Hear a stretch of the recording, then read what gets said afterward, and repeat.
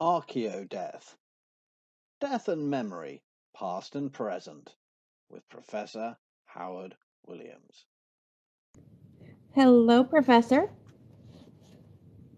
Hello, Rabbi. How are you?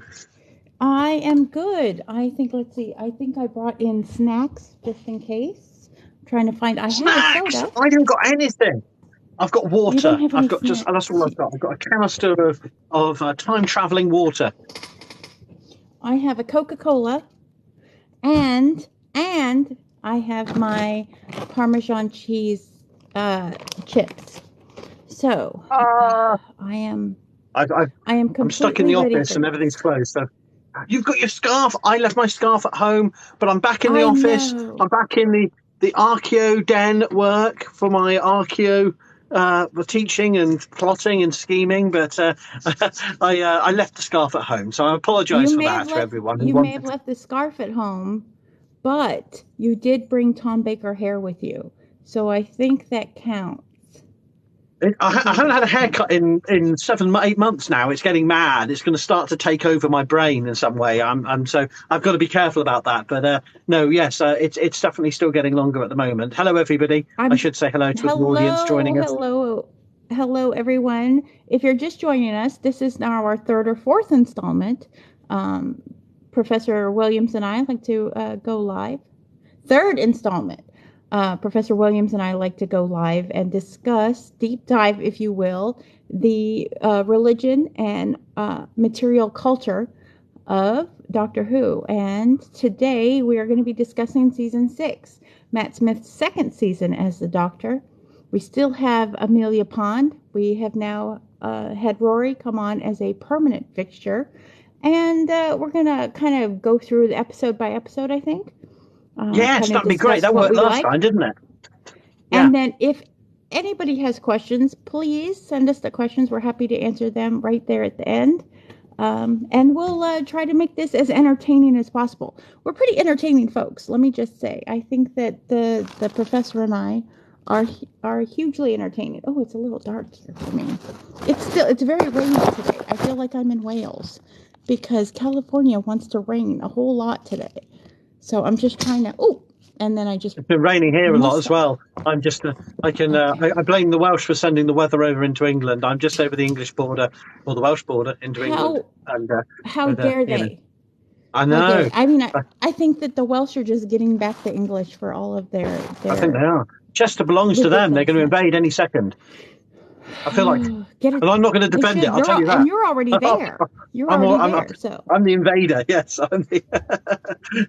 I did not bring my list of episodes, so I'm going to have to trust you to pull up the episode guide.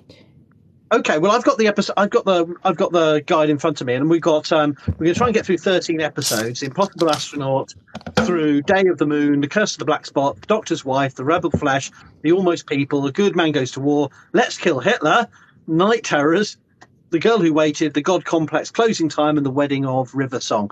And for me, throughout all of those episodes, there's perhaps the most Archaeodeath themes of any of the Doctor Who so far, because the whole of the arc of the story of the Doctor's death is about the impending death of the Doctor, and we witness the death of the Doctor at the very start, where the Doctor is shot by an impossible astronaut who comes out of Lake Silencio in Utah, I think it is, and then his body is disposed of, and we never learn until the very end, well, how does that decision get made of how to dispose of the Doctor? But the Doctor, someone brings gasoline, petroleum of some kind, I can't remember which, and they use a small, would you call it a canoe or a small rowing boat? I think it's a canoe. That's what I would think. To cremate him on water. So the Doctor gets a kind of Viking burial in the form or disposal method by being cremated over water. And now, of course, as many of you will know, there's very little evidence the Vikings actually did that, but that's not the point. In terms of the modern sci-fi fantasy genres, the Doctor gets this fiery funeral burnt in a boat over water. And it's dramatic, it's somber, it's shocking, and the viewers left wondering, well, how do we get here and what's going to happen? It's such an ultimate end. You know, there's no way back. You can see the corpse of the Doctor burning. He doesn't get a chance to regenerate. You know, this is the ultimate disposal method, you know, that seems to be, there's no way back from it. So you're left hanging for the whole series wondering, the Doctor knows this is a fixed point in time. He knows it's coming. He doesn't know the identity at that point of the impossible astronaut. We learn the identity as the story goes on, and that she tries to escape it, but she can't. And it's, of course, River Song, the archaeologist and Melody Pond. Spoilers alert, the daughter of Rory and Amy. And she is being trained by the Silence to kill the Doctor, and she has to go through with it. So the whole suit is geared to killing him, and she does. And so for me, the where I'm going with this is, for me, one of the most iconic uses of cremation, a rite we find in the archaeological record from at least 40,000 years back, from the Upper Paleolithic in Australia. We have the cremation of the dead. We know it's a practice conducted across many past cultures and societies around the world, right up to the first millennium CE and beyond into the modern era in many parts of the world. But in Europe, we see it going out of tradition and coming back in the 19th century as a modern disposal method. But the open air cremation, the Doctor, and not for the first time, because we've already seen the Master gets cremated by the Doctor himself as the overseeing his funeral. I'm so sorry, Professor. I just want to break in for a second. You have your very first. Someone just asked you to marry them. You have a proposal right there in the comments.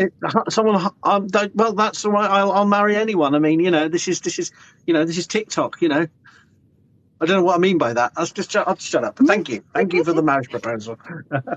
I should take it under consideration. I agree with you. I think that this particular season, I mean, we've seen a lot of things about death and memoriam in previous seasons, but I believe that this season really highlights the way that this show thinks about death in relation to the Doctor himself. So I think that is it is the main theme of this particular season. Pardon me. And the amount of, like, I would say religious symbols, religious undertones. I believe that Doctor Who has always had a lot of religious undertones, but this season kind of takes on a little bit more of that as we see through as each episode like goes on and on. You know, it's really more about death, but it's also how we process the death of our loved ones. Do we have a belief in afterlife during this season? And what do we think happens? Are we going to join them? Are we not going to join them? And there's a lot of different like religious aspects that come up during the season that I really like. So shall we start off? Well, I was going to say, as another opening point, the death of the Doctor frames the season, but his enemies, the Silence, are basically a religious order devoted to the pursuit of the silencing of the Doctor and to prevent the question to be asked?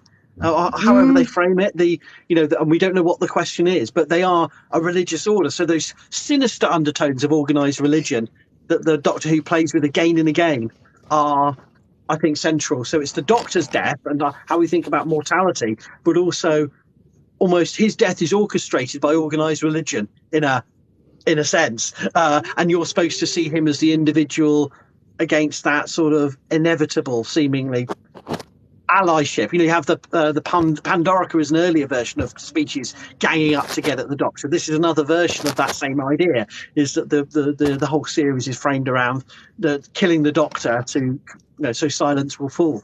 But yes, maybe we should just go forward and you've got the scarf of authority, so you should take this forward.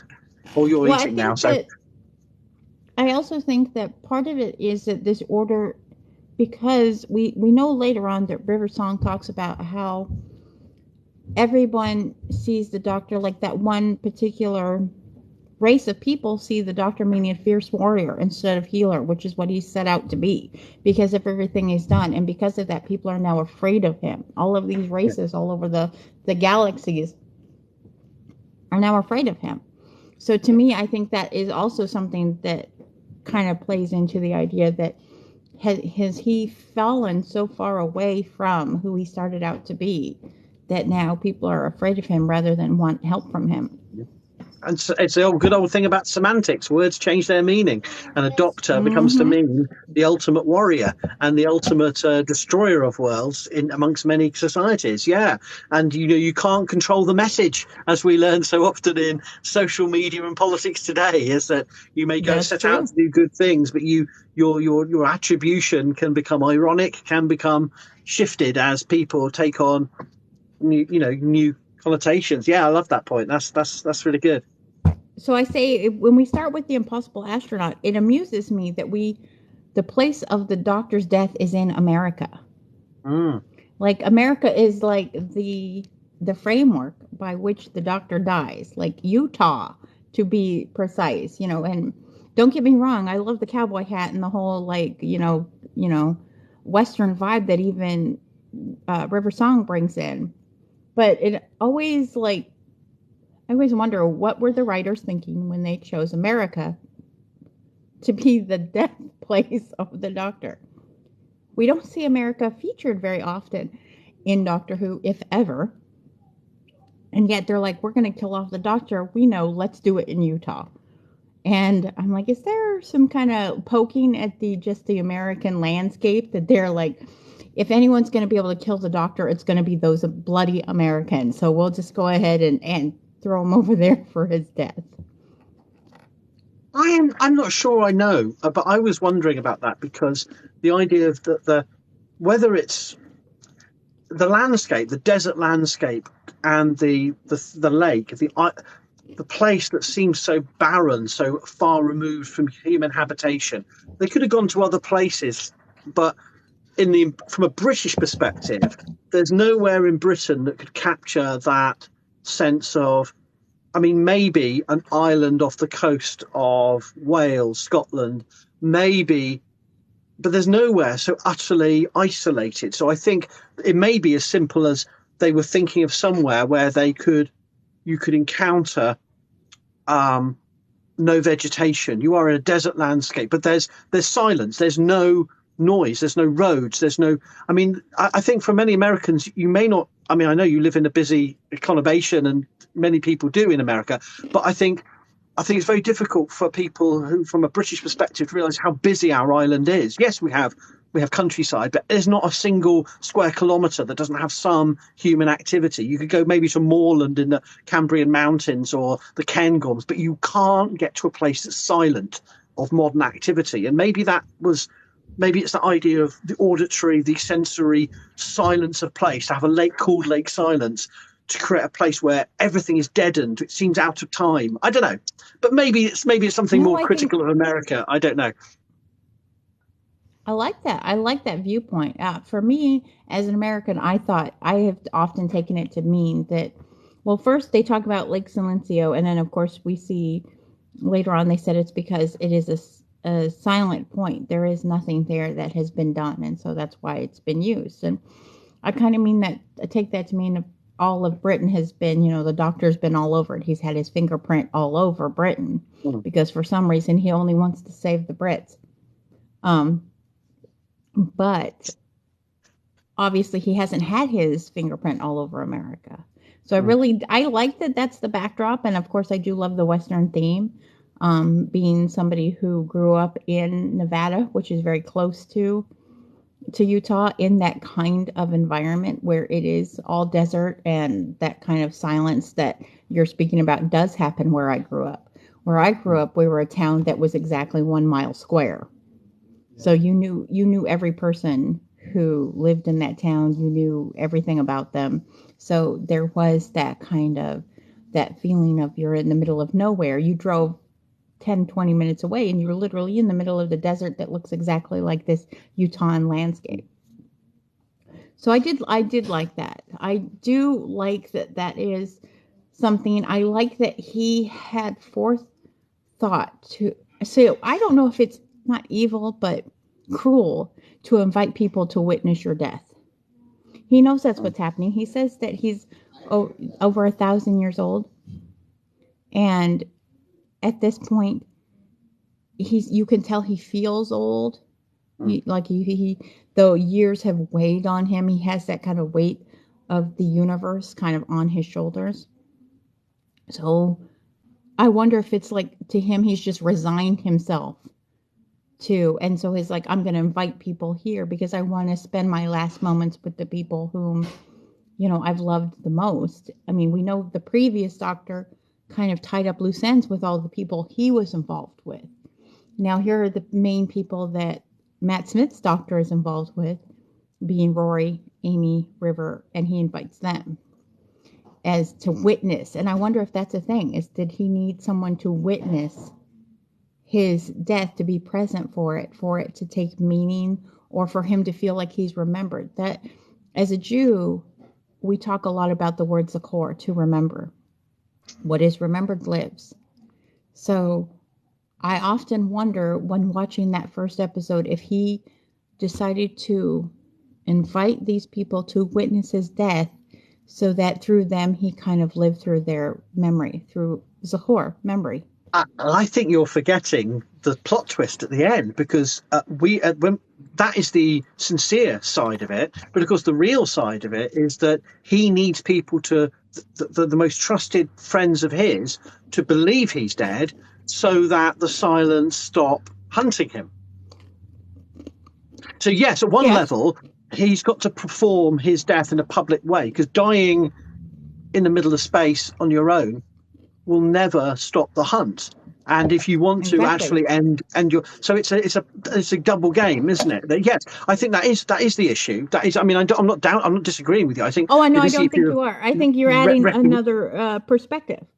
But he wants that as a sincere gesture, but he also finds a way out by making his body replaced by the tesselector, so that he doesn't die. The cremated body is an android full of miniature justice-seeking. We never really find out the backstory of that plot line, and it's rather ridiculous. But it's a great way of getting the Doctor out of death.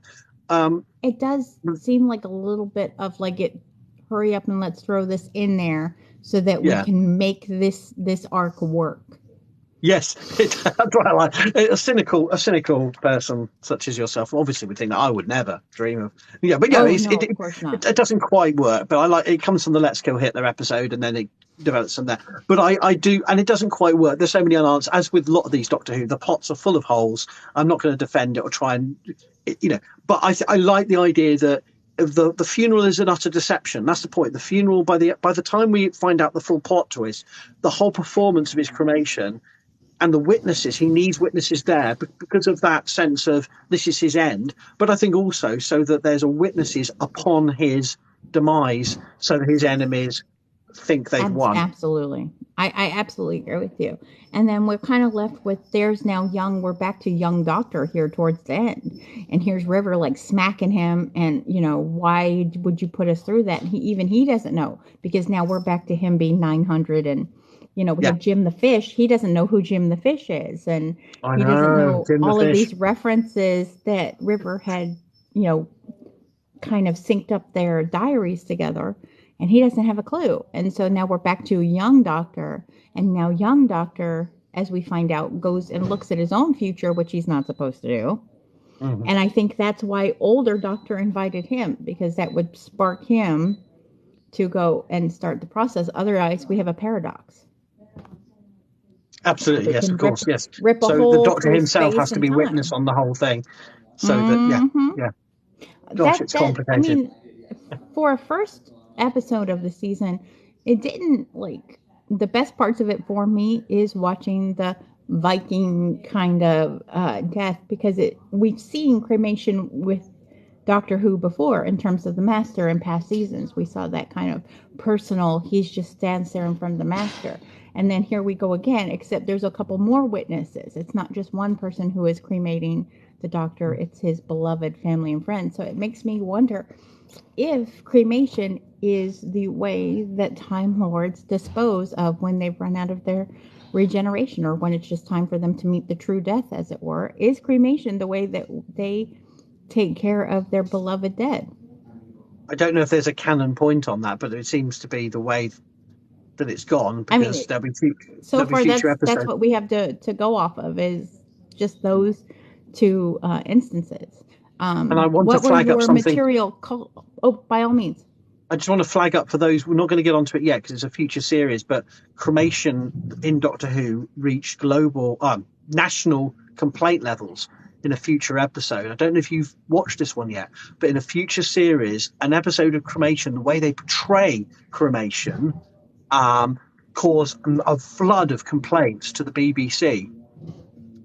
So we'll come back to that. I'm just leaving that as a little taster for a future episode because it caused real outrage because because it was such a disturbing plot line of what happens to our cremated dead that they were suggesting in this fictional program that it caused. I can't remember one of the highest levels of complaints on any BBC program that given year. I'll have to check out the stats, but so cremation is a theme, death is a theme that Doctor Who's playing with very disturbing, uncanny themes, and sometimes getting it wrong. I don't think they ever formally apologise because I think it's obviously a fictional blimmin' world, but it did cause serious consternation amongst families and anyway, but let's go. But go on. Yes. So for you in this episode, is there anything that's besides obviously the cremation, because that is your specialty in terms of archaeological record? Is there any other points that like sing out to you as something that is archaeological in nature? Well, the whole idea of a landscape prepared as a place out of time where death, a famous death, a fixed point is happening is one element, the cremation, but also the astronaut, the use of an Apollo astronaut carapace. And this is part of a longer tradition of the uncanny nature of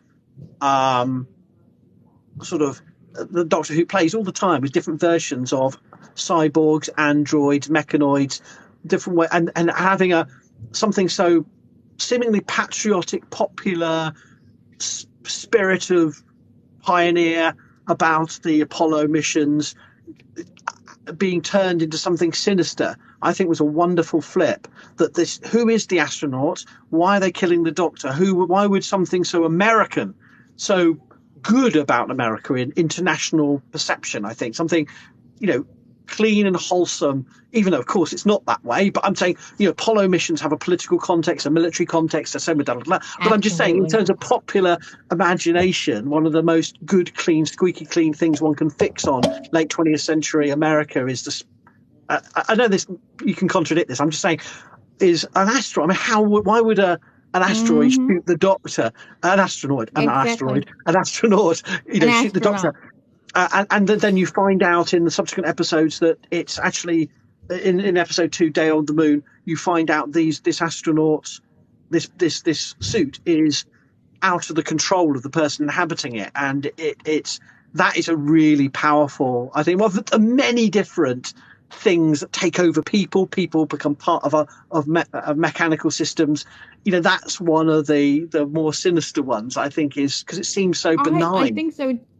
I think so too, especially because there is so much conspiracy theory surrounding the moon landing. Yes. Especially in the United States. There is so much. They filmed it on a stage. There's so much conspiracy theory when it comes to the moon landing, that the fact that they chose to use an icon that is mired in conspiracy theory, the astronaut, not just any astronaut, but the classic like moon landing era astronaut as their vehicle for how this is going to happen is just interesting to me.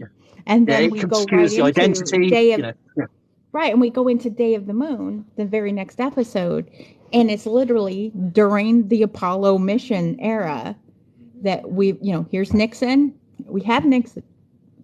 We have and by the way, I love the gay subtext in Day of the Moon. We have this gentleman who's like he's been kicked out of service because he wants to marry a black person, and we find out later it's because he actually wants to marry a black man, not even just that they're a black woman. That we're going to take it a step forward and further, and we're going to have him want to marry a black man. I think that's beautiful. I loved it. I thought that was like, even though it was just a small snippet, is it a black person? Yes, he is. And Nixon's like, well, I don't think we're come that far. And I love the use of this like substance, those squares that they're making that they're building to make this prison for the doctor, and he's all haggard and he's got this beard, although the beard works for him, but the beard to me works for most people, so I can't say anything. I'm kind of a beardophiliac. So so There's a term for that, isn't there? Is it mesophile or something like that? Or a mesopho... Something like that. No. I find that interesting that they go out of their way, that now somehow in the 60s, the Americans have found a way to find, what did they call it? Zero atom or gravity blocks that they're building this prison out of.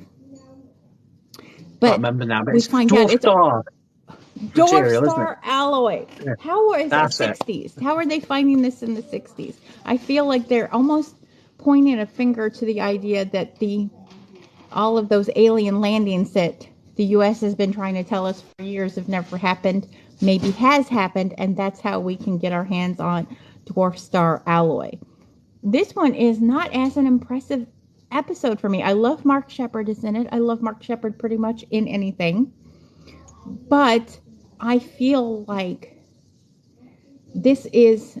I get they're trying to set the stage for the coming episodes, but to me this is just kind of I wouldn't say throwaway. They do give us a little more textual context that the suit is actually something that was preparing, and we see that initially it's a little girl inside the suit. We see at the end of this episode that little girl is in fact some sort of Time Lord, because she regens in front of, says I'm dying, and then you see the regen energy hit her. Yeah. It was not an impressive episode to me. The parts I agree. is just I like the idea that the spacesuit is not simply concealing the identity of the Doctor's killer, but it is a life support machine that's controlling her. So it's sinister.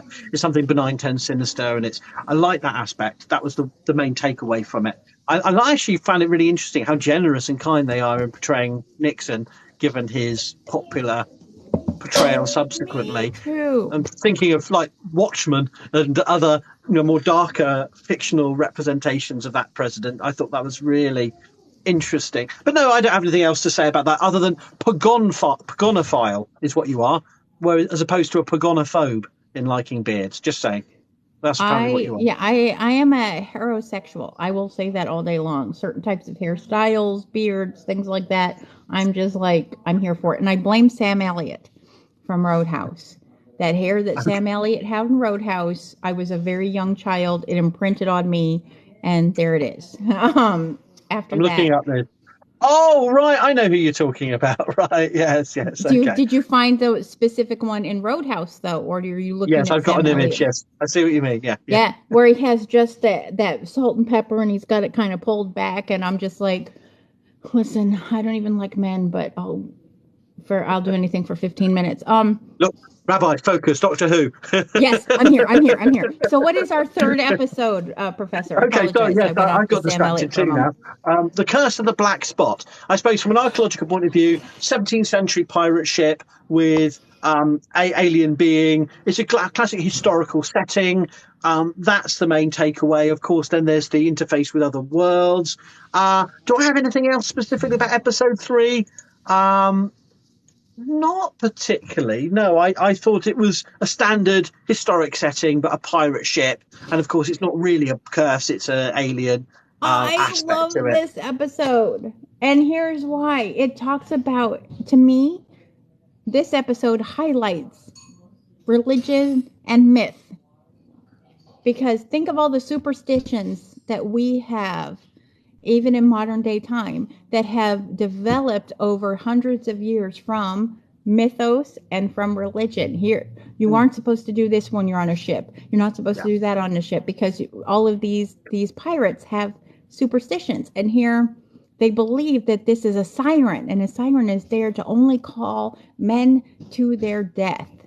Yeah. That is the whole point of a Siren of the Sea. And so I love this episode because it completely changes up, and you find out that she's not a Siren of the Sea. She's legitimately a doctor who is just not realizing, because her programming, not realizing that small cuts aren't going to kill you, and is like trying to heal them. Not Yes. So and she's a but force of then good, we find.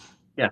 yeah, she turns out to be this force of good, and I love that it kind of takes that mythos of these sirens who are and mermaids luring men to their death, and turns it into she's actually a healer. And then not only that, we get to see these pirates who would live out their lives probably getting like consumption or some other choice, you know, terrible disease of the time. They get to live out their lives exploring something they would never ever have been able to see.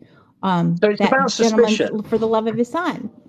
So it's about suspicions, but if one could almost say, dare I say this, it's about 9 years ahead of its time, because if this episode had been released in 2020, the anxiety and fear of the medical profession, this is basically a medical android trying to cure people of injuries, being misunderstood, maybe would have had another layer of meaning, with the level of paranoia and fear over a genuine virus, but also the hate turned towards the medical profession for trying to actually help people with basic advice.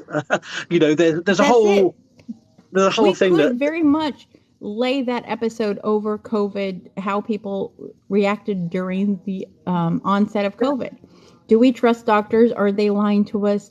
The amount of people who died because of this virus, and now we have people saying that those numbers were puffed up. Yes, we could absolutely overlay that episode over the COVID era that we live and post-COVID era that we live in now, and Yeah. see that siren as, are they a healer or are they here to kill us? Absolutely. I agree with you 100%. I think that's a really interesting perspective on this episode. And it does come back later in the series with another. The Girl Who Waited is all about robots and trying to stop people dying. But in that case, they are going to kill her because she's Amy and Rory and the Doctor are not of the right species, and the computer systems don't know it. So they flip that, because then you have robots trying to heal people, but they will be killing them because. So you have this anxiety over medical intervention in a robot world where what is good for you is not going to be necessarily good for everyone, and that anxiety of individual choice versus a system that's trying to manage the good of everyone. But then we'll come to that episode later on. But I thought, yeah, absolutely. And I think about that in the terms of the way that the medical profession can elicit that kind of superstition, that kind of anxiety. I don't know about in Britain, but we have a saying here, an apple a day keeps the doctor away. Like, we have this ingrained fear of seeing the doctor, of even though their job is to heal us, we're still afraid of seeing them. And I think that plays out very well with this mechanical doctor in the Black Spot. So, what's our next one, Professor? Episode 4 is The Doctor's Wife.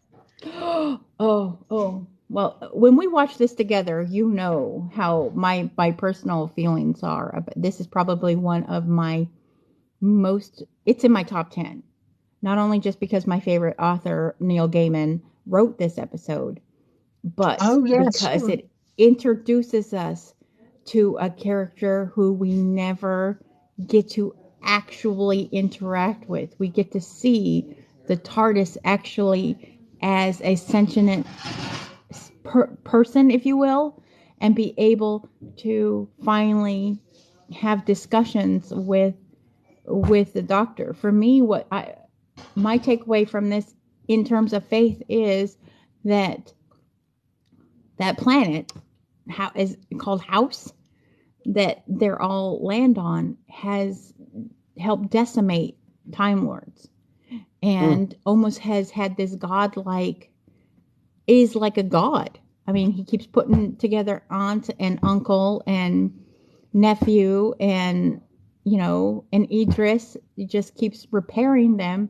and takes on this idea that they have the right to, because they're godlike. House feels like they're godlike almost. So I feel like this is almost a subtext for how we relate to deity. Do we expect deity to come and fix us? And House is there kind of fixing us, but then wants to be able to go out and consume. So we know it's actually a dark god. House is not a god there who is supposed to help galaxies or help species. House wants parasite. to go break out.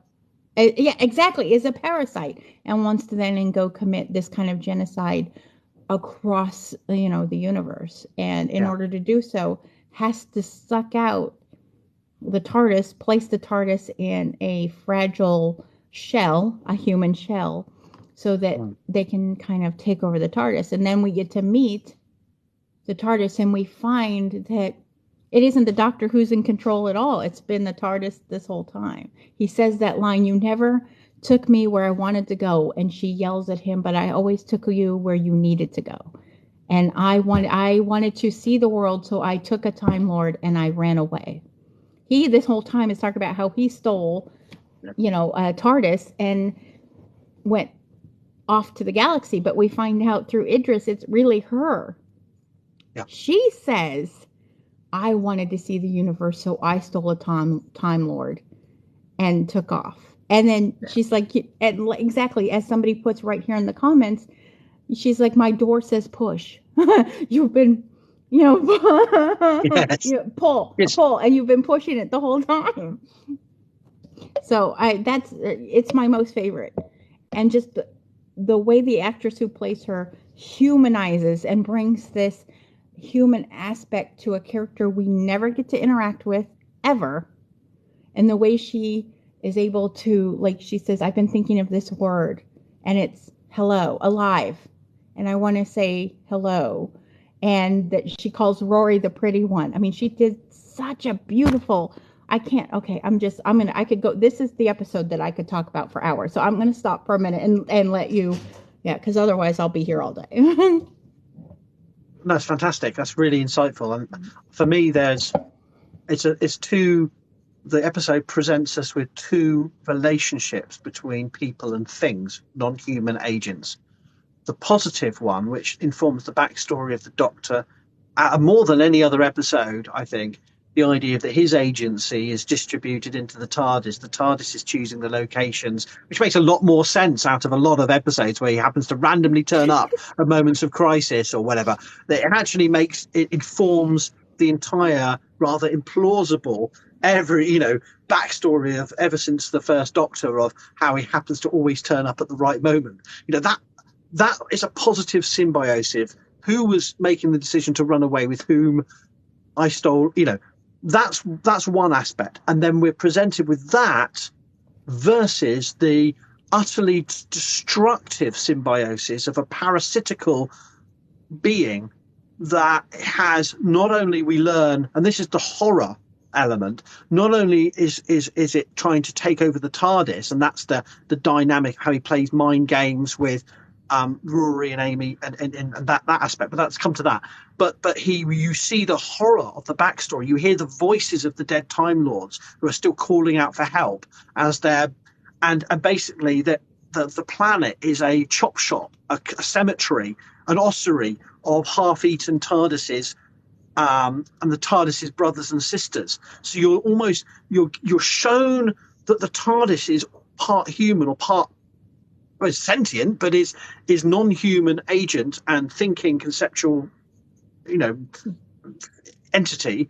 And then the horror the TARDIS feels of being amongst the corpses of her brethren, its brethren, and then the threat. This is perhaps a bigger, apocalyptic potential of this episode than anything else. That the whole universe is going to be consumed by this being if it wins through. So actually that's even bigger than the rather egocentric. I mean, the problem I have with all these series is the obsession with the Doctor being the center of the universe. And this is an episode where the Doctor is actually still fighting to save the universe, and it's not about him, but it's about the Gallifrey and the Time Lords and that horror backstory. So you hear the voices ringing out of the dead Time Lords. You have that heart, the sort of chop shop, or planet. You have the possession of individual bodies, bodies made up, being taken over. All of those horror elements.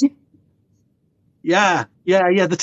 So anyway, that's my response to you, is that I think it's the two sides. You see a positive, the Corsair's arm, the patchwork of people, the Time Lords voices from the past, versus the good symbiosis. The TARDIS is an example of how human and machine, or human and non-human entity, whatever you want to call the TARDIS, can work together, in a positive way. Now, I was going to ask you about that cemetery scene, because let's be real. All of those TARDISes that are dead, you see Idris look over there. And as I told you when we watched it together, you can see the two of them. You see Idris's face of just sheer grief that she, as she puts it, these are my sisters and they're all dead. And then you see him and he's just thinking of parts he can make a new console to get. He's always thinking, and here she is standing there with, like, I would agree with you, abject horror, looking at the death of her own species, almost, as it will. If we could consider TARDIS their own species, she's watching the death of countless of her siblings, and he's just looking at parts.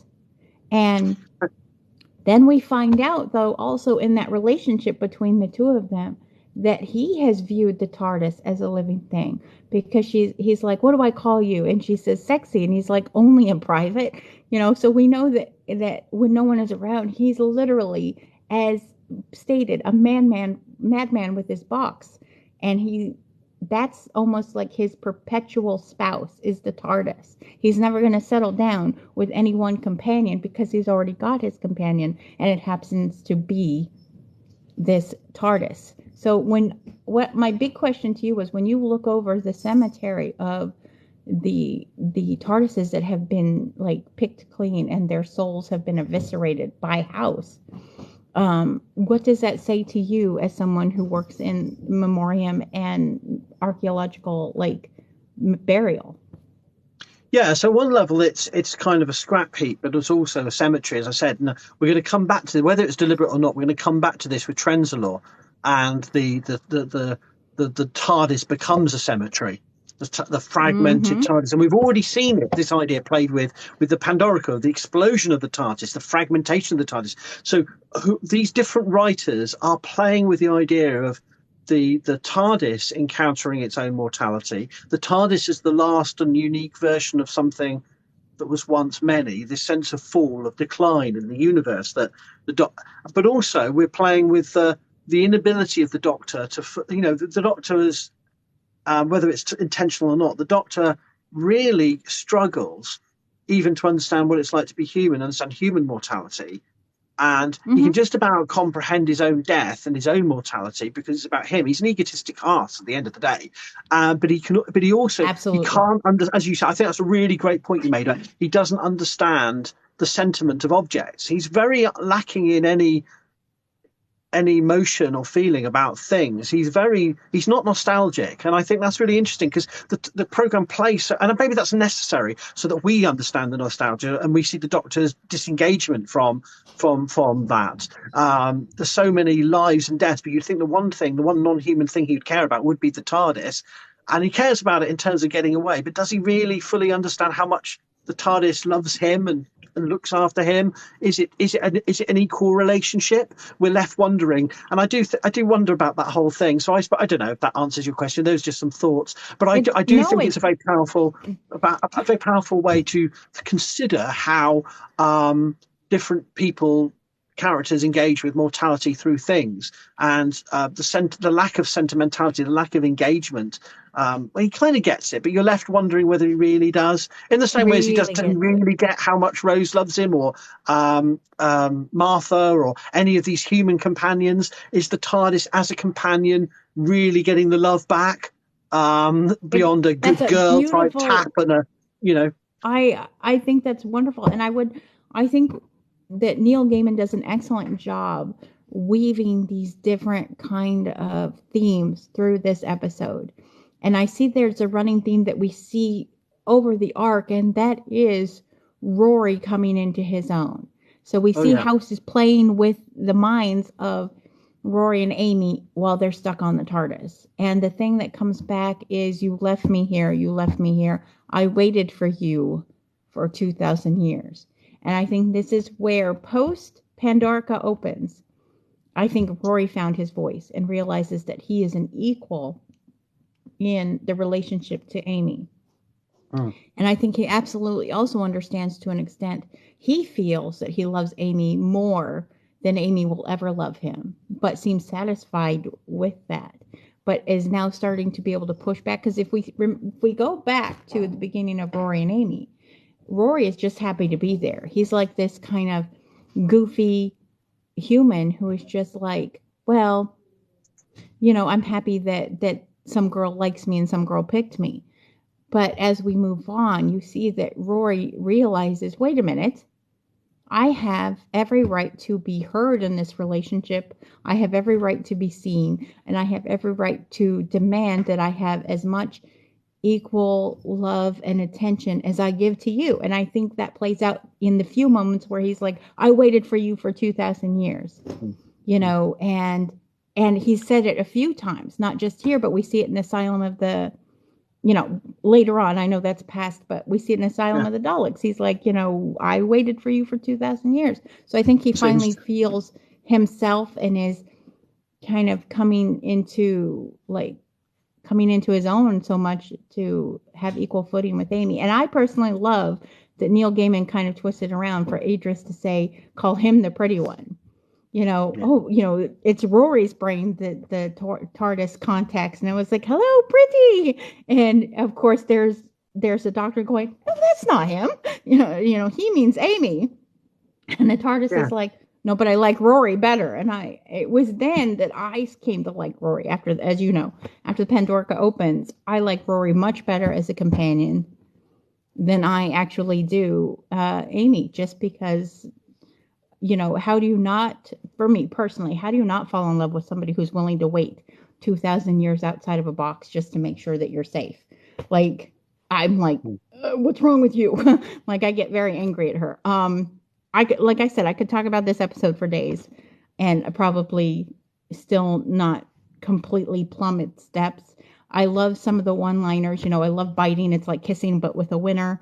I love that she makes out with him, and, that you can tell how much she genuinely loves the doctor. And I love that she's kept all of these, control areas, inside of his TARDIS, saved. So we get kind of a glimpse at all of these past TARDISes, the way that it looked on the inside. And I think that's kind of a fan thing for people who never watched, maybe didn't see the old Who, as they call it, versus new Who. You get a glimpse into Tom Baker's TARDIS, William Hartnett's TARDIS, and you get a chance to kind of see those. And then she has a lot into the episode, didn't they, actually? Yes, and then she talks about how she has future ones saved. She knows what he's going to want when he regens, and she has it at the ready. Like, she's the ultimate housewife. Yeah. She, has your dinner, has your drinks, is ready with you with a martini and wearing her pearls. And okay, yeah, I'm done with that one. But like I said, that's probably in my top 3. I say I make a list of top 10, but The Doctor's Wife is probably one of my top 3. And of course, it proved to be a deception, but the corpse of Rory having been daubed hate over the walls is then going to be flipped in The Girl Who Waited, where we come up to, where Amy's the one that's waiting. So there's a whether it's intended or not, they're playing with time and the idea of the bitterness and anger that can brew with humans who are given a form of immortality, a curse of immortality. Anyway, but the Rebel Flesh and the Almost People are the double episode that we're coming up to next. This is our halfway point through the discussion. From a religious aspect, I really like the way it plays with what makes someone human. Yeah, exactly. I mean, that's what it's all about, isn't it? Yeah. What makes someone human? That's literally it. Are we allowed? And I think in the age we live in, where AI is becoming closer and closer and closer, and we're closer to Isaac Asimov's, idea of robotics, and maybe even dealing with a bicentennial man coming, probably not within my lifetime, but where we have that, we're heading towards that direction. We have to start crossing the barrier between what makes someone sentient, what makes someone worth their own ownness, allowing them to have their own agency. Do they have to be human to have their own agency? And I think these plastic fleshlings are trying to push that. You know, as is it Shakespeare says, if you prick us, do we not bleed? And the it seems almost like we've hit the uncanny valley with these two episodes. Yes. Because Yes. the humans have a use for these plastic beings that look just like them, but are equally almost angry that they have an existence, or that they have feelings, or they want an existence. That's what I take. And the way they play with the humanity of the plastic by switching out the doctor so that Amy doesn't know and thinks she's actually with her doctor when it's really one of those plastic people. Yeah, so that's the bigger plot drawn in, that Amy is not really Amy. Yeah, yeah. So that's really interesting. Well, no, I mean that even Amy. Well, I mean within these two, she's talking about how she will always know her doctor. She will always know who her doctor is. But you find out that she's been hanging around with the flesh doctor, as his trying to point out what it makes humanity. So, what are the things that spark for you in this arc? Well, all of that stuff about, as you rightly say, the humanity. I was interested in your take on that, and that's I have nothing to add to that. It's all about, when they're experimenting, they're creating this flesh, they're creating replicas. It all goes wrong, of course. It goes wrong because of solar flares or whatever, and it all goes out of control. But the Gothic setting, and also I think it's important that people know that film settings here. The island is Harlech Castle in North Wales that's been adapted to, so they've used that. The Skenfrith Castle in South Wales is used as a filming location.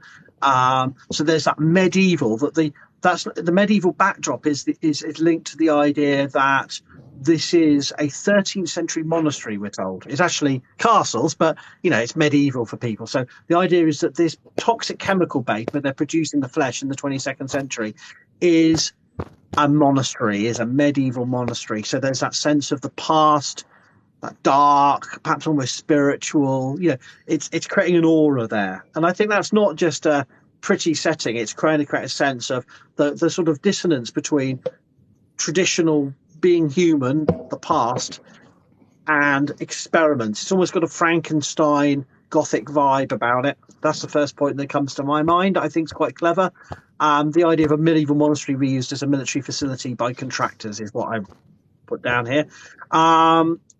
The next point I would say add to that is that that you've already said about the humanity issue and so on, and I think the in terms of funerals or horror, there's the idea they encounter still the eyes of the dead flesh, discarded, treated like refuse, treated like not like even garbage. treated. Yeah, exactly. They don't even have a disposal method for it. They're just dumping it, and there's eyes and body parts. I mean, that's truly horrific. And so it's, I suppose, the corpse as horror, the Gothic setting, help to complement the storyline of when non-sentient things become sentient type. Yeah, I like that. It's very scary. I did. It was. I remember when you and I watched it, there were a few points that we were both like, "Oh, that's creepy." You see the pile of dead flesh just sitting in the corner, not quite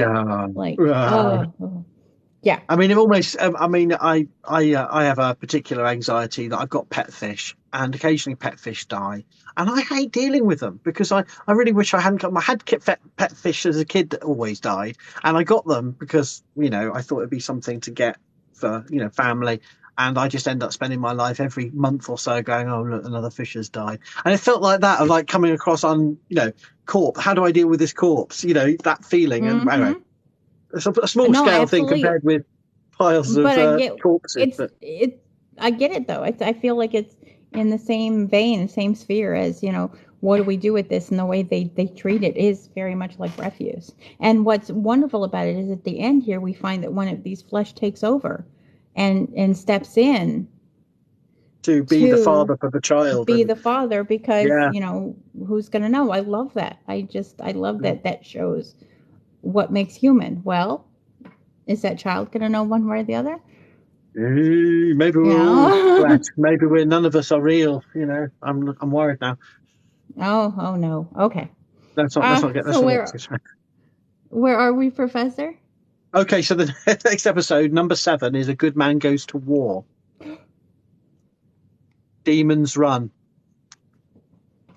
when a good man goes to war. Okay, you have to go first. Okay, so we learn there's lots of elements to this. Basically, the doctor. This is the sort of the doctor learns the plot against him and the creation of the perfect weapon, and that Amy is giving birth to a child, and that child is been taken away, and the silence are creating this child will be the enemy, right? So there's lots to be said about that. There's lots about the idea of the shifting semantics of the mighty warrior, and then that is complemented with river song and melody pond. But for me, and there's also lots of unexplained elements, like I don't think we ever learn where Vastra and Jenny come from. The Frost Fair of 1814 with Stevie Wonder playing River Song's birthday. There's lots of historic backstory. But for me, the baddies, the main element that links up both our interests is the idea of the headless monks, that are part of the alliance against the Doctor are this religious order who believe that doubt is in the head and you actually literally remove the head. And it's comedy, it's horror. Follow your heart. Follow your heart. So it's comedy and horror mixed up. But I like the flaming swords and the cowls, and of course the Doctor subverts it all. So it's one level it's terrifying, another level it's ridiculous.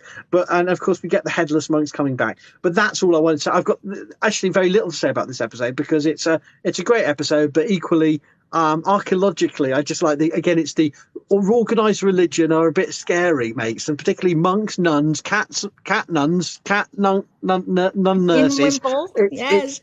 It's various different monkish Buddhist monks attacking Queen Victoria with werewolves. It's always about monks. So it's it is, and not only in this episode, not only do we have the headless monks, but once again we see these soldiers, almost these paladins. Yes, it's not just it's a variety of different religious orders, isn't it? Yeah. So to me, it kind of. The gay clerics, what they call them, they were the thin, fat, gay clerics, and they were like, why do we need a name? So we see that these clerics, to me, it harkens back to a time where all priests were also warriors. If we think of medieval times and the Dark Ages, Catholics sending out their priests to convert people or death. You have, or death. Those are my choices, or death, And so to me, it's that, these people who believe that their way of life, their belief system gives them the right to arm themselves and go out into the universe and do whatever they want in the name of their deity. And we see that right here on this earth, or, on this planet. So it's not surprising to me that would happen across galaxies. For me, exactly. I mean, it seems incongruous to us, but I think this is the theme. I mean, it's my period. People talk about ecclesiastical objects and military objects, and I say, like the famous Staffordshire hoard. People say, well, there's the religious objects in the hoard. There's bits of broken up war gear and some ecclesiastical objects, and I say, well, it's all military gear. The cross has got a quote that is basically saying, smite all my enemies. So basically, you wouldn't win battle if you didn't have that cross. And of course, ironically, this is probably stuff that was from the losing side of a battle that was ripped up. But anyway, it doesn't matter. Christians versus Christians. That's what's happening in the late 7th century. So anyway, I'm going astray. But yes, I think that's an idea that ties very much into my period and interest. Yeah, I hadn't thought of that. Yeah. I do too, and I think about the way that this literally does that, and a Doctor Who has this way of bringing in this idea of religious symbolism and religious themes while almost poking fun. We have these clerics, or like we said, we have this thin, fat, gay clerics. Why would they need a name? And they're almost poking fun at the idea, because there's no religious order that would really take gay men outwardly. Like, we know that there are, of course, there are gay rabbis, there are gay priests, there are these types of people who serve in clergy order. But until recently, they hid. We hid. We weren't out. So I feel like Doctor Who, the writers like to poke fun, a lot of fun at religion in general, whether it's my religion or any others. And I'm here for that. I don't care if people want to poke fun at how ridiculous Judaism can be sometimes, because I'll be the first one to say we have some ridiculous traditions that just happen to be part of our tradition.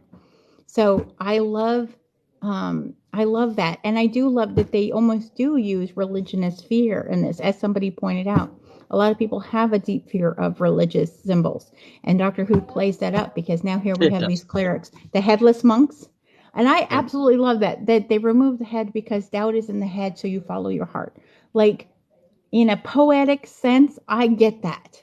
Like, as someone who is all about, love and love thy neighbor and love everyone, I get the idea that doubt is up here and you should always, lead with your heart, lead with love.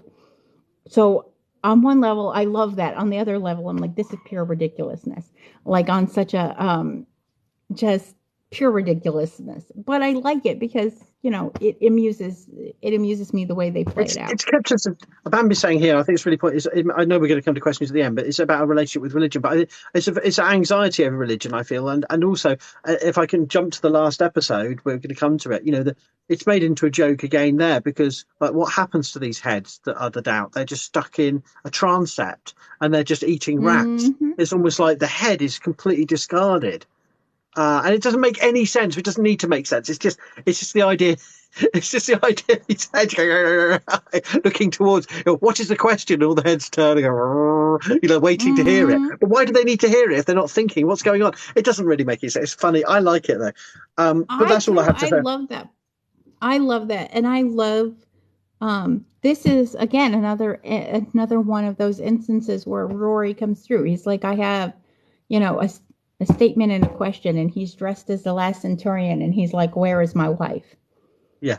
So like, I love that he has gotten strong, like mentally and emotionally strong, not just, he's a strong man, but he recognizes that he is, capable. And I love that. I also love that, we have this juxtaposition that the Doctor finds out that one of the women he actually loves, here's River Song, she's on, and it doesn't hit me at first when I watched it, when Rory comes to get River and she's like, oh, it's my birthday, that,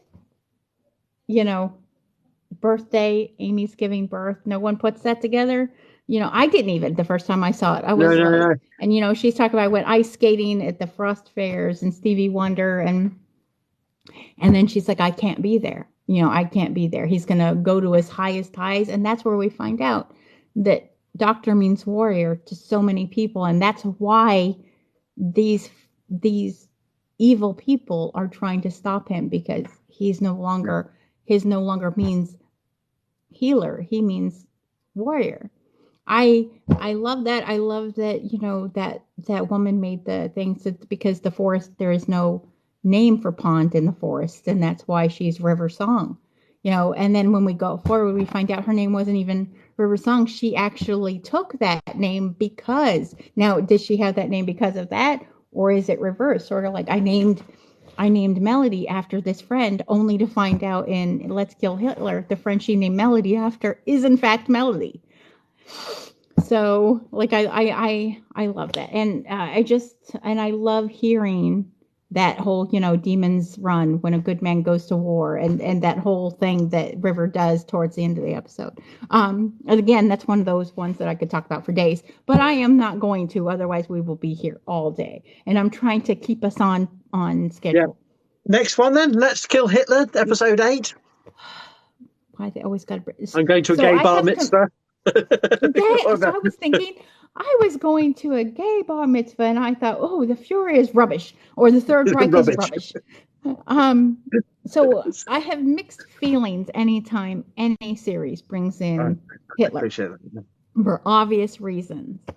I don't, and even when they're making fun of Hitler, such as like a movie like Little Nicky, where you have, Hitler dressed in a French maid's outfit, picking out a pineapple to have shoved up his backside every day at 4. Well, I always have very mixed feelings when it comes to... Inglourious Basterds comes to mind. I have very mixed feelings about that film too, because I think a lot of people do probably, but... I was just talking about Inglourious Bastards today and why I have mixed feelings. But we should do a thing on that. Come to think of it, that would be a good one. So while I love the episode, why they chose to use Hitler and the Holocaust as a backdrop for this episode is beyond me. I've never understood what made the writers go, we know. We have a great idea. A Tesselector gets introduced as this massive, animal. That's ridiculous. But my only thing I was going to say about the episode that I have to mention, and I don't know if people understand the reference, is of course at the end of it at Lunar University in 5123, it comes back to her choice of being an archaeologist, and it's captured in a single dialogue with a professor whose name we never really encounter. So tell me, why do you want to study archaeology? Being sort of like a fusty old professor of archaeology, why do you want to study archaeology? And it's almost taken back. And I think maybe people don't understand, but it's maybe they do. Maybe it's obvious, but it's taking the idea. Not that this would happen in 5123, but like in the 1930s, maybe in a select elect university. Why would a woman, let alone a seemingly glamorous young female, be interested in such a subject as archaeology? Now, I take exception to that stereotype, given that it's been many decades now where females have dominated my discipline, or at least matched in terms of students and increasingly in terms. So I'm irked by that dialogue, but equally I appreciate it because she says something, well, to be honest, Professor, I'm looking for a good man. And for our generation of university goers and perhaps previous couple of generations, you would not, that what it's trying to convey is the idea of a woman would only go to a university to find a husband. So she could find that's a husband. The play. That's I don't know if that's obvious to people, but that's the point. Is that she's at a posh institution. Why would you be interested in archaeology? Well, I'm looking for a good man.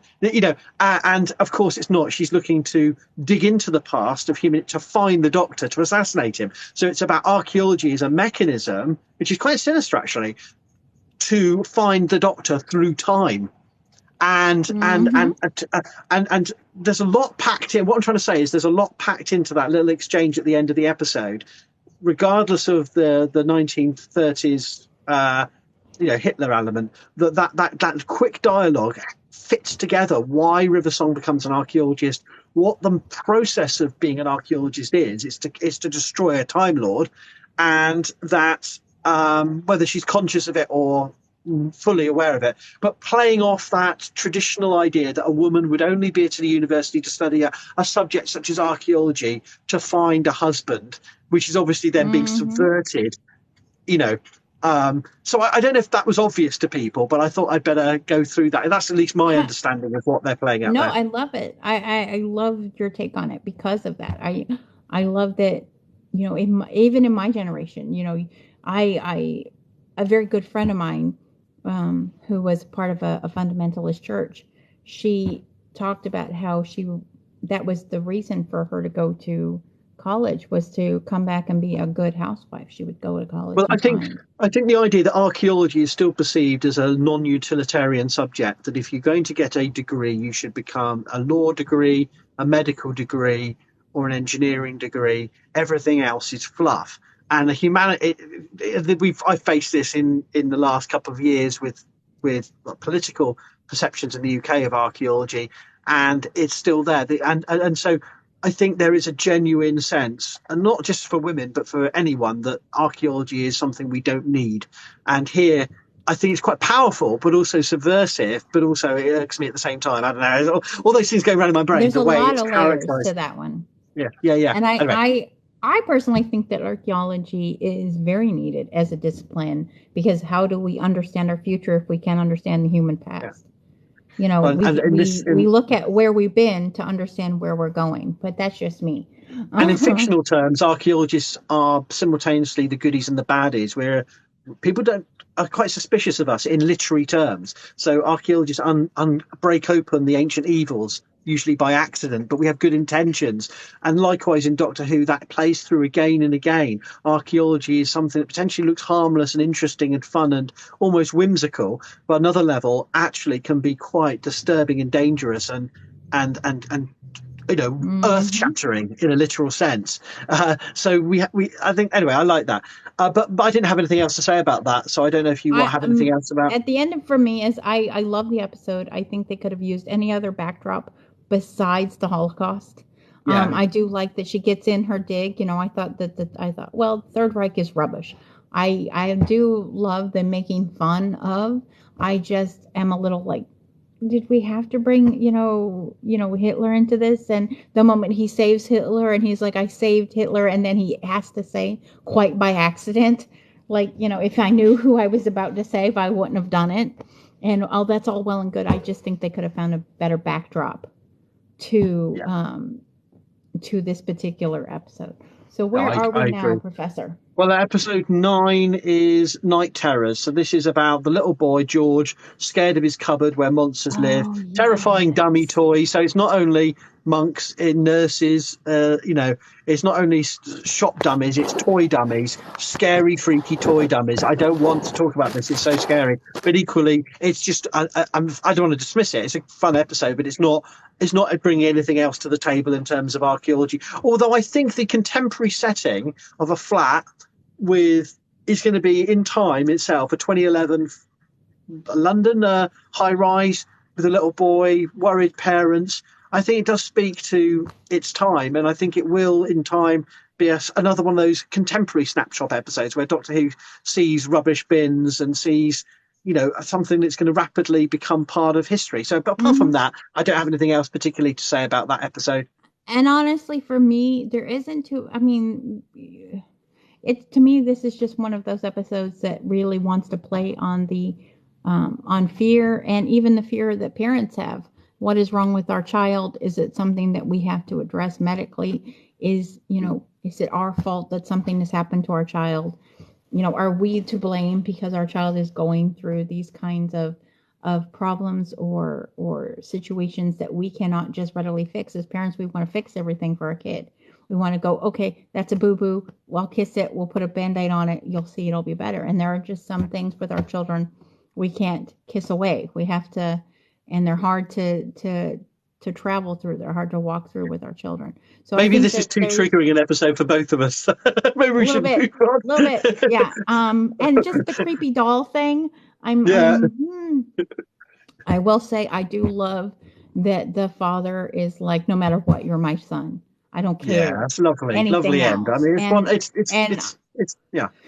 As someone who had my father adopted me, as someone who was not the biological product of my father, having seen that kind of level of, it doesn't matter to me, you're my child, is heartwarming and a little like, okay, yeah. It just reminds me of my own dad. But yeah, there's not really religious context. So yeah, we can move along. and if we keep talking about it, I think both of us are going to start crying. So we should just.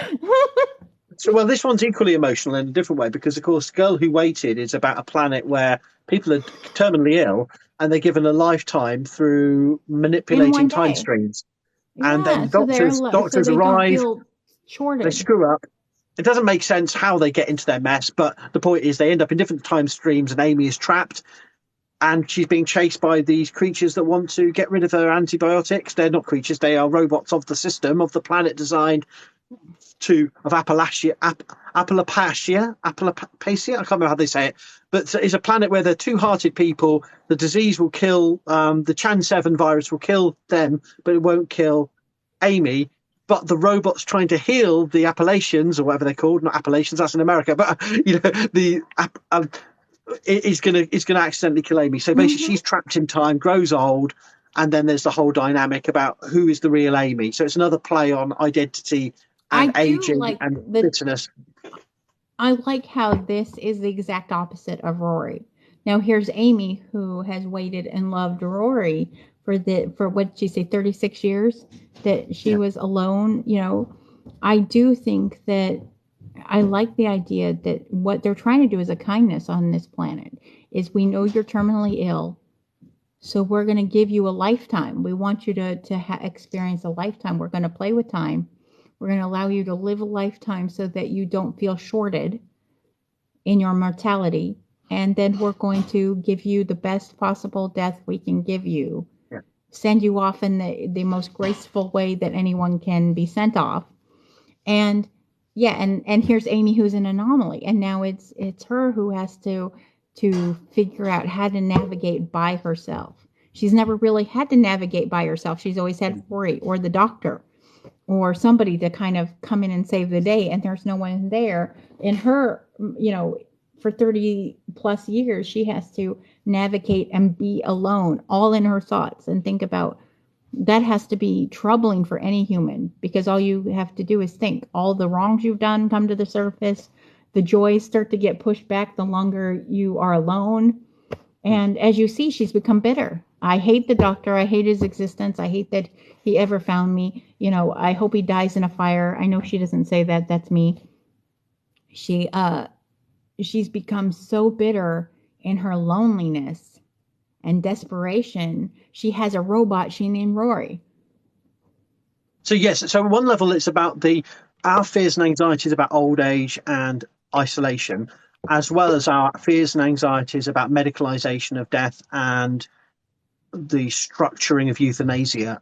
And I think those themes are absolutely central to my interest. But I would add that the classical statues in a garden setting as an idyllic context in which that life might be lived out does speak to ideals of garden environments and landscapes of pleasure and leisure and recreation and healing, which are in our cultural imagination. And that's one of the reasons why we talk about environments as places of solace, of meditation, and our cemeteries and our crematoria are fitted out with those kind of features too. So there are some really interesting themes in this episode, but I think that covers my interest in it. But yeah.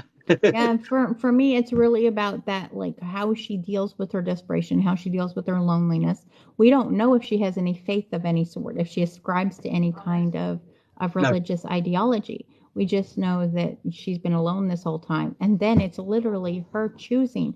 The doctor lies. We know that. First rule, doctor lies. So he says, yes, I'll have them both, and I'll get them both on the TARDIS. And here's Rory going, okay, how am I going to deal with two wives who are the exact same woman, but time has changed one of them?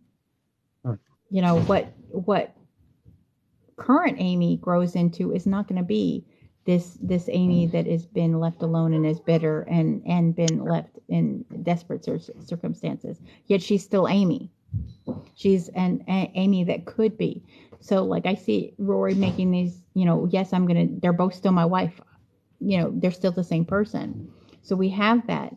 And then we have ultimately older Amy saying, I want to still have the chance to be that woman. And so for her to be happy, I'm going to allow myself to be annihilated. And she's very, very clear about it. If you open the door, I will come in kicking and screaming. I will absolutely do that. So in order to save her, do not open the door to me. And Rory's making the difficult choice of, they're both still my wife. So how am I supposed to make the difficult choice between both of them? So I think that plays kind of but humanities is kind of my forte. So I think that's really what this is about, is the psychology of how we see ourselves and what we feel when we are left and abandoned, our feelings of abandonment, and how it shapes our lives. So yeah, that's what I got from it. I'm just taking notes because I think there's some great points there. Thank you. Yeah. Should we do the God complex? Praise him. Oh, this scared me. The God complex. Okay, so this is set in a sort of hotel floating through the universe, the 1980s hotel, in which we encounter people who, do we even know why they got there? Are they co-opted from planets? It just seems like they're co-opted, yeah. And they're made to build their fears and draw on their faith, which is sucked up by this monster who doesn't want to even be there. So it's about the monster's death. The Minotaur. It's a Minotaur. At one level, it's the Minotaur and the Labyrinth. It's the idea of a monster that is set up in a prison to. So there's that level. There's a Theseus and the Minotaur element. There's also a faith element. There's also, the weird dummies in the dining room just scary horror, but didn't make any freaking sense at all. So that annoyed me. But if we just ignore that and talk about the dynamic, that every room has a fear, and you will only know what you're scared of most. It can only be one thing when you open the door and you realise. We never see what the doctor. We never know what the doctor looks. Never know what the doctor is. And what gets me about this is, you know, until you talked about the Minotaur and the labyrinth, I didn't see it that way. I saw it as almost a way of them explaining purgatory. Like you're facing and almost being forced to relive your most horrifying moment, and then that Minotaur is feeding off of that fear, feeding off the faith and fear.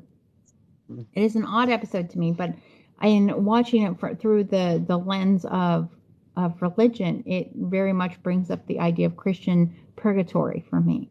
The idea that you're stuck in this neither here nor there, just waiting, and you're then being almost poked and prodded. Because I know a lot, especially like in Catholicism, purgatory, limbo is this supposed existence of just existing, and almost not quite hell, but not quite, not hell either. It's existence in the idea that, you don't want to be there. It's terrifying. So I feel like that's also, but also I agree, the Minotaur and the labyrinth is a really good way to look at the way this episode plays out. And then what was the point? He didn't want to be there in the first place either. And it was sort of like he was placed there against his will. And here we are now dealing with, do we feel sorry for the creature that then created all of this pain and suffering for all of these other creatures, all of these other entities? I suppose at one level it's the idea is like a hunter that can't help its own instinct, and but then I still wish they'd just got something and stoved its head in. But equally, I mean, I just found, it's a disturbing episode, because the idea is the doctor thinks that if you dig deep into your own faith, you can save yourself against it, but actually it's feeding off the faith. So actually, if he only saves, is it Amy he saves because to make her just lose her faith in him. So I like it and hate it. It's and great. And almost like seeing the doctor as demigod here, like you're losing your faith in. We're there at that point again where the doctor see himself as almost ipso facto deity. Yeah, that's true. Closing time, episode 12 has got James Corden in it, and I refuse to comment. But anything you would like to say about it, you're more than welcome. The best part of this episode is Stormageddon. Doctor Who. Is which? Stormageddon, the baby. Stormageddon, the baby, yes. That is my favorite part of the show. This particular episode, there isn't much in it for me in terms of like, it's just that he's back, James Corden is back. They do have really great chemistry. He and Matt Smith play off each other very well. But the highlight of that entire episode is Stormageddon and the clerk thinking they're a gay parent. Those are the two parts that I'm just like, and I like how because of what she says, he takes a minute. Is it partner? Should I call them partner? Is it companion? Because he's thinking about the people who travel with him. The clerk is thinking about, is James Corden, your husband? And he's like, wait a minute, is companion the right word? Should I use partner? And those are the rest of it. If I was going to be very personal, as someone who was doing exactly what James Corden was doing in that year when this came out, I was absolutely livid at this episode of the way it portrayed males in a parenting role. But I'll just say that out there because I was so freaking patronising, and look at the novelty of a man doing things. And I thought, God, what were we in 1960? I was very angry about it at the time. But what can you do? That's society for you, and that's James bloody Corden for you. But anyway, let's move. The Wedding of River Song, episode 13, and the final one of season 6 of Doctor Who. I love it. You have to know that I love it for a couple of reasons. For me, the idea that she literally stops freaking time to save the person she loves. She's like, I will ruin the universe. And this is, to me, like very much a villain arc. We hear, the hero will sacrifice you to save the universe. A villain will sacrifice the universe to save you. And that's essentially what River does. She is not she never claims to be the hero. She literally is, I love this man and I'm going to ruin the entire universe. I'm going to stop time. I'm going to make things go completely tits up.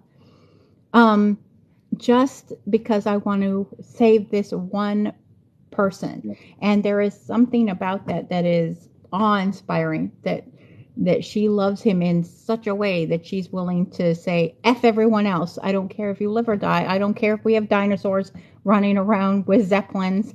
I don't care if it's 305 for the rest of existence. All I care is that you have not left me.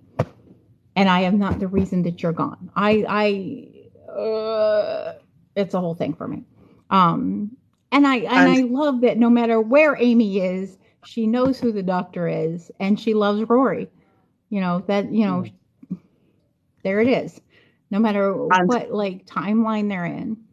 I mean, I love there's two dimensions to the archaeology. Firstly, that archaeology is evoked to create how the universe would go so terribly wrong if you've got pterodactyls, you've got Romans, you've got Egyptians and modern traffic. So it's the incongruity of time brought together, obviously. That's the first point. And then, of course, the area, the area 52 at Cairo with the steam train, that retro archaeology environment with mummies, sarcophagi, and the silence. Are they trapped, or are they like mummies coming out of the wall? So they like the mummy horror. And of course, then there's also a third archaeological dimension, which is the deliberately almost, I don't know what's the word I'm looking for, kitsch Norse mythology reference. I don't know if that's the right word. So the one-eyed Odin kind character playing live chess, and they go to the transept to the monks, and the skulls eating rats, and that whole silly, almost comedic horror around the idea of Norse gods and Gothic, and he gets eaten by the skulls. It's ridiculous. You have the time collapse, you have the retro Egyptian sort of between the wars steam train, Murder on the Orient Express, mashed in with the Mummy films, and then you have that. So they packed a lot of crazy shit into this episode, and I think it's fun in that sense, and that's all backdrop to the story. And the question will be asked with the Fall of the 11 and Trentalaw, the future stories presented of what's going to happen. And can I add another mortuary aspect, as well as the pyramids and mummies? The other mortuary aspect, which is off camera, and the most touching mortuary aspect off camera, is, of course, the death of Brigadier Lethbridge Stewart. And he always said, for an extra brandy in case the doctor comes. And it's just like, and you never see it because he rings him. He wants him to be there for his own death. But he's gone first. So the doctor can't get everyone to attend his cremation, his own death, because the Brigadier's died. And I think that's really... I love that. And Brigadier has been a force through not only New Who, but original Who as well. We see Brigadier in some kind of iteration with every doctor that has been. So I think that's almost like, allows the real time, the real actors to intervene on the plot line they're constructing, and I thought it was a lovely touch. Anyway, I do too, and I love that. Honestly, I have no issue with the fact that Amy killed Madame What's-Her-Face. That was good. She says, River, that where River got it from, and she, and I don't blame her. As a mother, as a parent, of course, my first reaction is like, I'm going to torture you, and everything. It's a dark moment, isn't it? Actually, it's a dark moment. It's a very dark moment, and the way she just matter-of-factly says to Rory, we got married, we had a kid. Oh, would you like to go out for coffee and get married? And he's just like, yep, sure. And then we have the actual, he's the only, River Song is the only person the doctor actually has married that we see happen, and we see that, and he's telling her, and she's saying, you think that no one would love you, all the help you have given, you don't think people would show up for you. And he's like, the universe is, and he's mad, he's angry at her, you've done this thing and you've stopped time and the universe is dying. This has to happen. And they do old fashioned hand fasting. I love that he's like, all right, give me a cloth, Yeah. and you two have to say these things. And then, I love that. And you think again, we have this throwback. He says, there, I just told you my name. But we know that's not necessarily the truth. Because, but we know at some point she knows his name, because she knows his name when we go back to Forest of the Dead. She says, she whispers his name, and she whispers so there's a callback. I forgot that element. Yes. So there's a little callback there, but we then go forward and realize that what he was actually doing is showing that it's the robot of him. It's not, and he's kind of in there, waving at her. I love that. I love when time finally takes over and you see that cremation and you see him then putting that head, and he's like, well, she's in jail. And, and he's like, yes, her days, but her nights, well, that's something else entirely. And I'm just like, wow, okay, then. And it's interesting to me because when we go back to Demon's Run, and Madame Vashta is asking him when the baby was conceived, and she was like, I don't know how to say this to you because I don't know how you're going to react. He's like, I don't know, it's all human things. They just do what they do.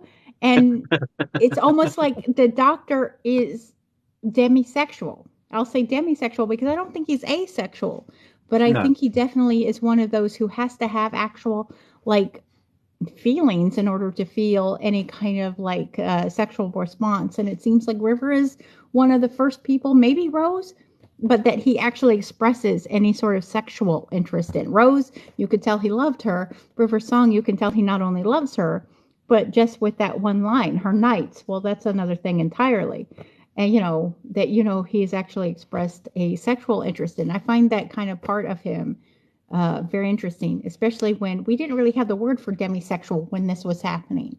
So to find, here we are now in 2023, being able to put words to something like, oh, maybe he just has to have this connection to somebody in order for it to happen. So I love that aspect of it. And I just love that she comes and tells him.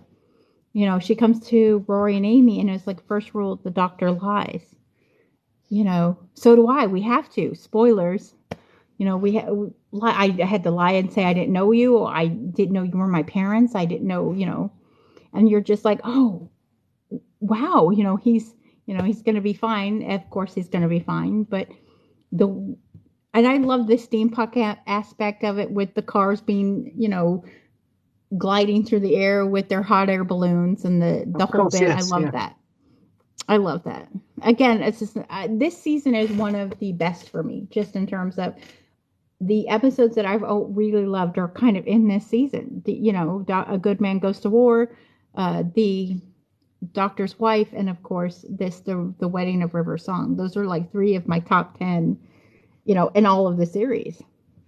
So are we going to be back for season 7, do you think? Oh, well, we've already started watching season 7, so it would be, awful if we didn't. We owe it to the people. Do we have any questions from anyone that we haven't answered? I didn't see any particular questions, but there are things that we haven't covered. Well, Jamie, we are currently talking about the deep religious issues and archaeological issues regarding season 6 of Doctor Who, because we're nerds like that. We're academic nerds. There's a lot of mortality issues, a lot of mortuary context and archaeology issues, lots of issues of faith and how faith can be is a lot of modern anxieties about faith manifest in the show, I think, and Nerd Shed says Yeah. we're two of her favorite nerds. Oh, well. We If a are her nerd two says favorite that, nerds. if a nerd shed I says that, know. Then we win. I would also like to say to those who are still here with us, not only are we going to be finish up, of course, Doctor Who, we're already into season 7, and it's going to be interesting because I have not seen Peter Capaldi, so I've seen all of Matt Smith, but it's going to be an entirely new experience for me because from Peter Capaldi on, I have not seen any of it, so that's going to be interesting to watch with you. can I ask you a question then? I mean, you've watched this before. I've seen this before. We're on the same footing right now. Okay. But watching it again, I've certainly, talking to you, learned a heck lot more about it, or at least articulated things I hadn't really thought about before. I mean, is that the same feeling you're getting? Is that feels like a fresh run through? Because I do feel it's very fresh, It is to me having a chance to because talk. I've seen up until the first season of Peter Capaldi, but rewatching this with you, I see things I wouldn't have picked out before. I see aspects that I'm like, oh, that's a great point. Like when we're watching together and you go, hey, did you think of this? Or I say, hey, what about this? I do feel like it's almost like watching it for the first time It's really because helpful, I get really to see it from interesting. a completely different perspective. I'd like to tell those who are still sitting here, the professor and I intend to do Indiana Jones, but we're also planning on doing a favorite of both of ours, which is Time Bandits. If you are of our age group, Time Bandits, I love Time Bandits, and there is a lot of religious theme in there. There's a lot of archaeology in there. I have to do a refresher. I know the professor just recently watched it, and I'm going to try to convince him when we're all through here to perhaps do a run through of Warehouse 13 with me.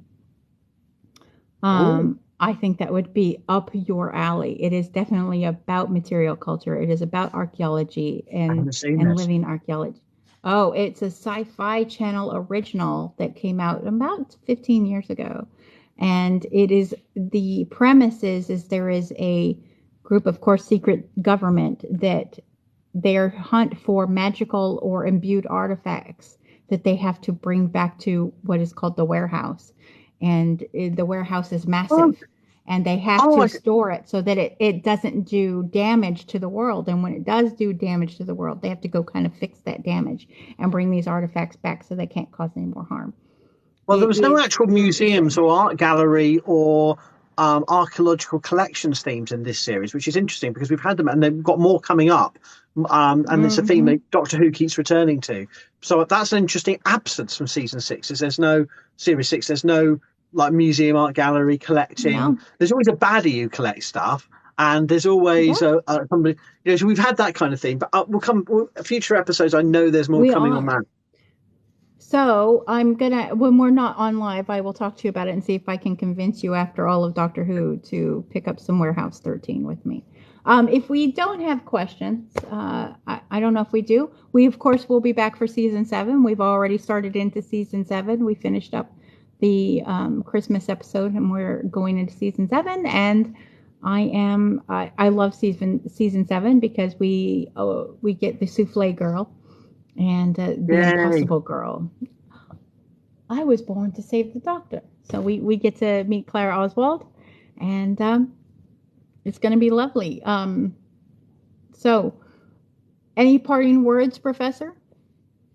Other than, if you are into archaeology, don't jump into tombs. Just don't do it. You have an option. Don't do it. And if you are going to do it, don't have to video yourself and claim you can see weird ghosts. It's just a general word of advice from an archaeologist. There's ways you can do this. You don't have to do it. Think twice. Anyway, but apart from that, people know what I mean. I'm dealing with viral videos and lots of outrage. No matter what size your shoulders, you don't have to do it. Anyway, with that, on that note, yes. To jump off of that, I will also say, if you're more concerned about the verbiage that an academic uses than the actual Nazi rhetoric that someone is perpetrating, perhaps your values are askew. Yeah. And somebody asked, are there any good Archeo television series to recommend? Celtic Ginge would like to know. Archaeology television series. Well, in the UK, I don't watch it because I can't stand it. Not because I don't think the content's good. It's just that it's too much archaeology. Digging for Britain, which is an archaeology documentary show which goes and features the latest discoveries across Britain, is running on Channel 4 at the moment. I don't know if you can get it on streaming services, but Digging for Britain, there's back series of it. It's lots of new archaeological discoveries being showcased on that. So I would say Digging for Britain. Go and have a look at that. And I would love to say that I can recommend a lot of good television, but the problem is that I'm one of those people who really likes a lot of media. So for me, I mostly watch a lot of things with my family. I definitely take the time to watch things with Professor Williams here, because he is also like one of my two favorite nerds. So, we have a mutual adoration society. If there are no other questions, then I will say thank you for joining us for season 6's deep dive into Doctor Who. I will definitely let you know when we're getting ready for season 7.